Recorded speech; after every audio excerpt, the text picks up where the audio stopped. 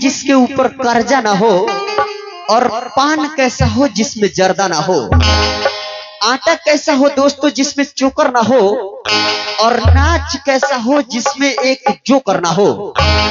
तो स्वागत है हमारे कॉमेडियन स्टार मिस्टर सोहन दिसवा जी की धमाकेदार एंट्री के जरिए प्रस्तुत करेंगे हंसियों का हंगामा, हंसियों का खजाना, यानी हास्य प्रस्तुति जोकर प्रोग्राम। हेलो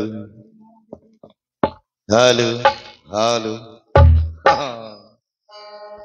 आई भैया, बड़ा खुशी के बात बाकी रहूंगा, सबे शांति बना के नाच प्रोग्राम देखतानी।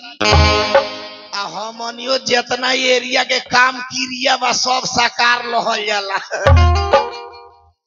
हाँ, जितना अपना एरिया में काम क्रिया छठिहार बा जितना बा सब हमनिए साकार लवल जाला।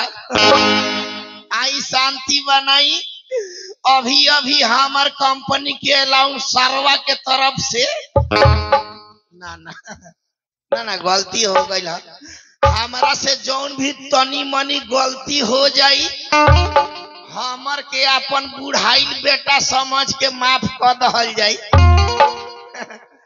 तो डिश लाइन डिश बुकिंग 10 घुघनी लैंड गिलास, किंग ऑफ माइंड आ लव इज बलाइड।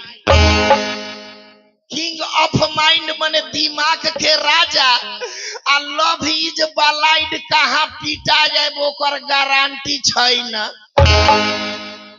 हमर इहे कारे बा। तो मिलल एगो बारात के नेवता, तो हम सोचनी कि खुश बाड़े हमर गांव के देवता।